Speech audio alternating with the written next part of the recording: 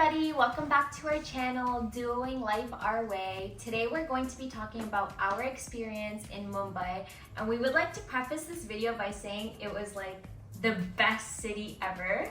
We had a really great experience and now we can't stop talking about it to everybody that we meet.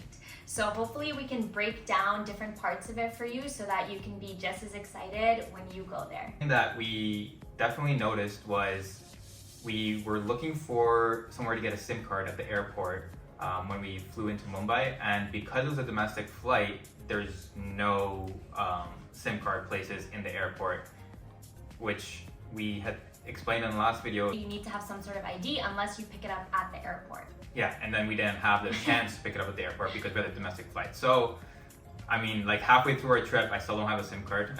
No real chance to get it, but it's fine. The hotspot is working. Yeah. 1.5 gigabytes a day that we got with Airtel is more than enough. Again, the Mumbai airport also has prepaid taxi. Instead, we checked Uber and checked how much it would be, and it ended up being literally half the price. So we're like, okay, we're gonna go with Uber instead. We're gonna just talk about like transportation. Transportation in Mumbai.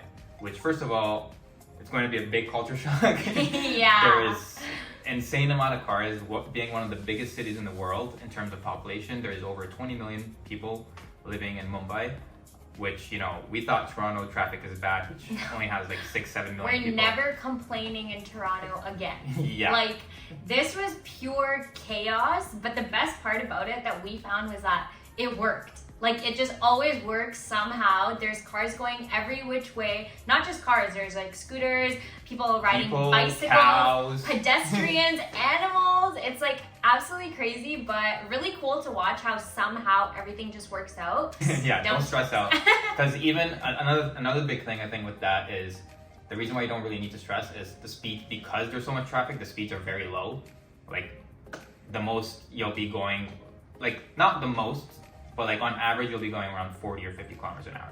Yeah. And the most we found we were going was like 70 kilometers an hour. And you might have heard about like the noise pollution in terms of honking. So once we came here, we realized that the reason people honk is to let other cars know where they are. So I guess like checking your blind spot is not really a thing.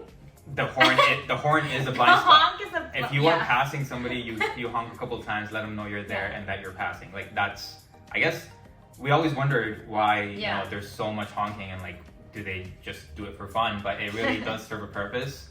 And some people do it for fun, okay? Yeah, Ubers, for some reason, even if you choose the premium versions, you will get denied over and over and over again. We've tried to call Ubers in Mumbai multiple times and pretty much never, I think maybe once. Yeah, I think, once. Did we actually get an Uber? Other than that, like, we were just waiting for way too long. Or they would accept it and then they would like message you with some sort of excuse. Yeah. Right? Like, that was so yeah, weird. That happened once or twice. It'd be like, oh, like, I got a flat tire or something like that. Like, they would just message you or call you and be like, oh, sorry, I can't come. Or they just cancel on you. So for taxis, you can hire like full, like a taxi for a full day, or like however long you really need to. And the prices are fairly reasonable, like actually very reasonable. We're paying around 2,000 to 3,000 rupees for like an 8 to 10 hours of driving around with a taxi. And the way we found the taxi was we just waved one down and we really liked the driver for this short ride that we had once. And then we just personally asked him, hey, like, can we get your WhatsApp? Are you free the next day? And he said yes. So that's just how you can find one. It's not like an online service or anything. Some cars have like speed limits, like they like limiters on the car. Like the car, you can see the meter can go a lot faster than that, but some of them are limited to 80 or 100 kilometers an hour. So, and you will see that posted on the back of the car. So now we'll go to the rickshaws. Very, very, very convenient. Rickshaws are the best thing ever. We've enjoyed traveling in rickshaws. Yeah, they're literally everywhere. Very convenient. Because they're smaller, they can get through traffic a little easier. Only thing is, like, you do get like a lot of dust and it gets colder, very cold at night. Meter starts at 23 rupees, which I think includes approximately 1.5 kilometers in it, and then after that it starts counting up. It is so cheap. Like, let me tell you, we use rickshaws everywhere, and every single time we would pay maximum $2. Like, if we convert it, the conversion fee would be like $2 for like 30-minute drives. We loved using the rickshaw whenever we could, but The problem is we couldn't always use the rickshaw because they're not allowed to go past a certain border. What he means by that is that Mumbai has different areas, neighborhoods, communities, and it's all kind of separated. So there are certain areas where the rickshaws won't go. So lower than a place called Bandra. That's just good to know. We had no idea, and so you have to take a taxi or like a personal car past that area. Rickshaws will also reject you. Like, oh yeah, it's so weird. So we would just be like, oh, you know, we're going to this place, and they'll just like ignore you and just kind of drive away. They don't even say, no, we're not. They don't even say like, no, we can't take you there, or the reason why. There have been times where we got rejected like 7-8 times in a row, and then the 9th one says yes. It's like, I guess it comes down to their preferences and what they're willing to do. What areas they want to drive in, I don't even know. Yeah. But rickshaws also have a night rate. We're not sure if this also goes for taxis. Probably does, but we didn't use taxis at night. But rickshaws at night, they're a lot more expensive and like relatively more expensive. So now we're going to talk about the traffic. So no matter what kind of transportation you're taking, you are going to hit some insane traffic. Well, we're gonna give you perspective on this. So we left at 8 a.m. to go somewhere, and it took us 45 minutes. On our way back, it took us 2.5 hours. So your timing matters a lot. You either leave really early or really late at night. There's no in between. Like after 10 a.m. all the way until like, I don't even know, this was 8 p.m. Yeah, this was 6 p.m. when we left. It's just jam-packed. From some patterns that we noticed, it was around like it took 6 minutes per kilometer. Yeah, that's the average. That's a lot. Next, we're going to talk about hotels. So when you're coming to Mumbai, it's going to be really hard to budget if you have a specific standard of how you want your hotel to be. So we did a lot of searching, and like I mentioned earlier, there are areas that are more posh or more popping, like it's just, there are different areas account for different things. So we stayed in Andheri East. There's a really popular place to stay, and if it's affordable for you, you should stay around Juhu beach because that is where we went like almost every single day anyways. But hotels all cost more than $100 per night. It's gonna be really hard for you to find anything less than that, especially during high season, so December and January. But those hotels have impeccable service. Craving some kurkure in the middle of the night. Which is Indian snack. Yeah, Indian snack. So I called the receptionist and I said, hey, like where can I get this right now? Like, you know, we could just walk and go get it. And she was like, they were like, oh, don't worry about it. Like, give us 10 minutes. 10 minutes later, we get a knock on the door. Someone delivers us 2 packs of kurkure. It was so cool. And they just told us the price, and we gave no delivery charge or anything. You know, the hotel just provides this service. And we were just calling to find out where it is so we can go. Impeccable customer service. Like, you kind of notice this a lot in Mumbai, almost everywhere you go. Like, even when we went to a McDonald's, like, they open the doors for you. At the hotels, one thing we noticed at pretty much every hotel is they take your passport information. So they scan your passport, they actually keep a copy of it.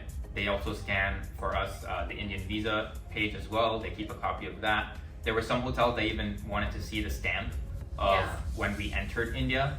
So laundry, let's talk laundry. So people that are traveling for a long time like us, we need laundry done, okay? But it's very expensive to get it done here. They actually charge you per piece of clothing. This can be done through your hotel. The local people have their own like laundry cleaners. Yeah, I think it was about $25 for both of our clothes, like a lot of clothes. Which is a lot.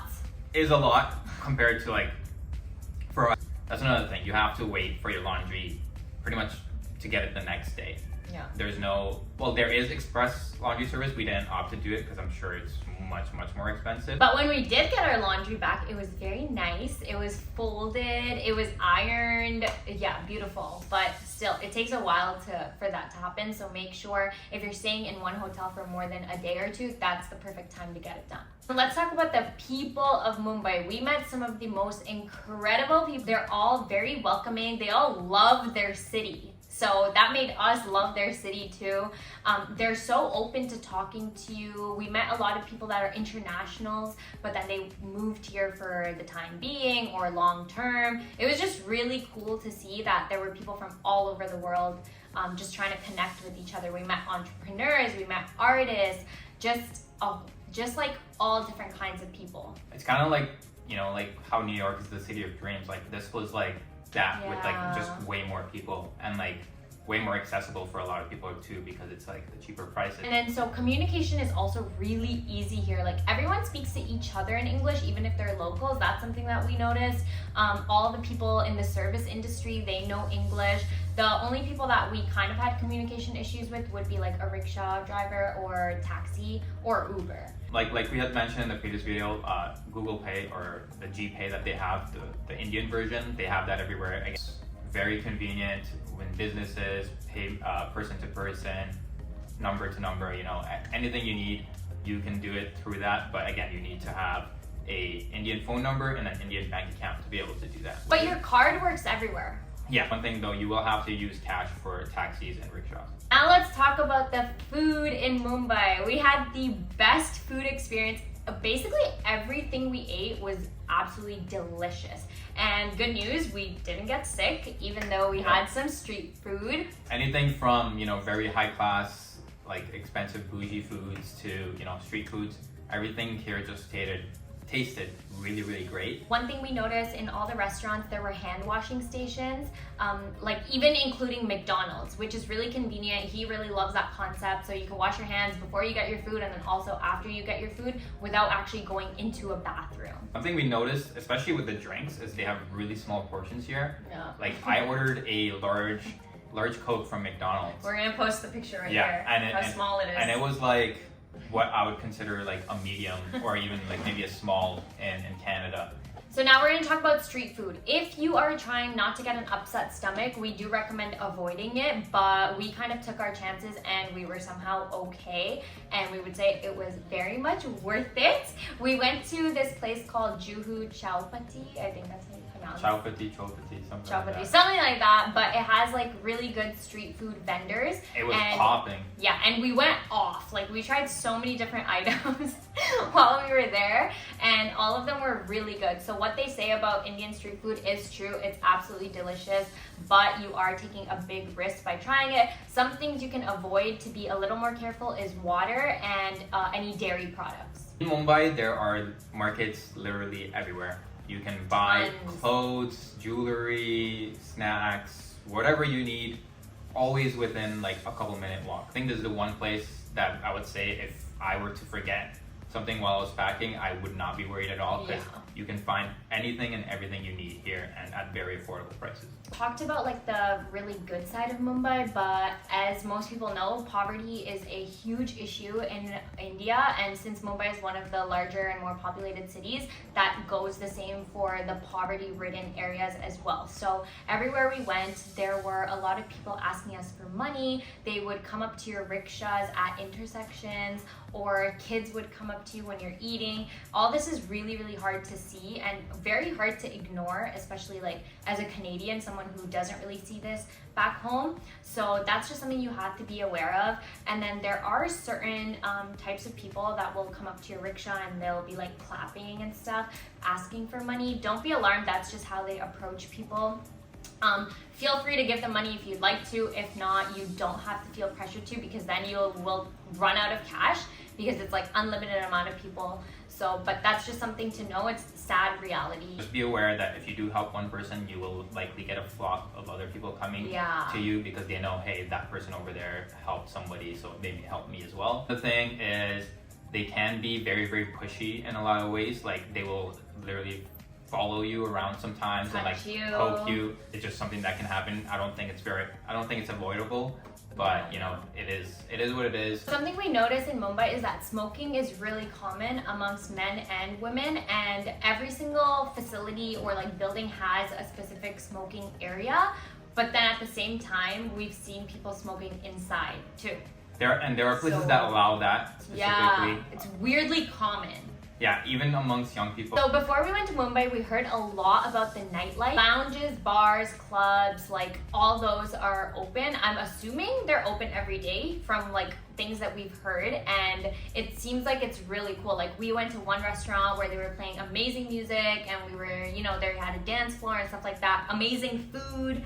So yeah, the nightlife is great. Definitely try to check it out. You can just Google where to go any of the nights.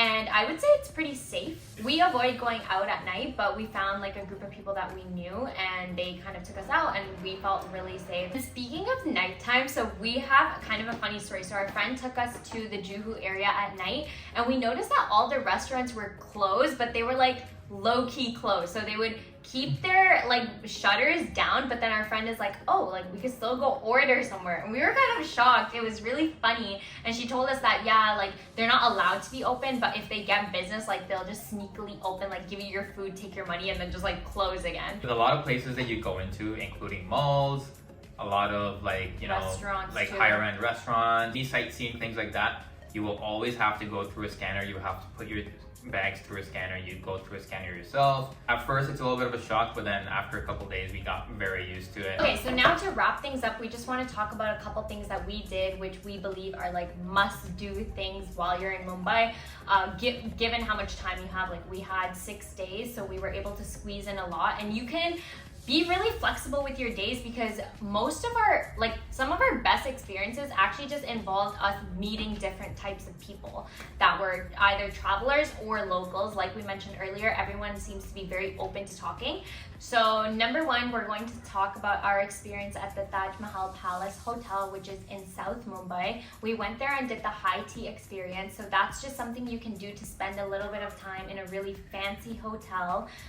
So this happens from 3:30 to 6:30 every single day. You don't have to reserve your spot in advance, but it's a buffet style high tea. It's not what you're thinking, like they don't just bring pastries and tea to your table. There's a wide variety, a selection of things you can get. We actually put up a vlog about that, so please go watch that for more details, but highly recommend.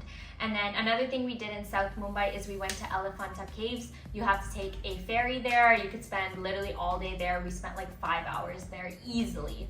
So that was kind of a cool experience.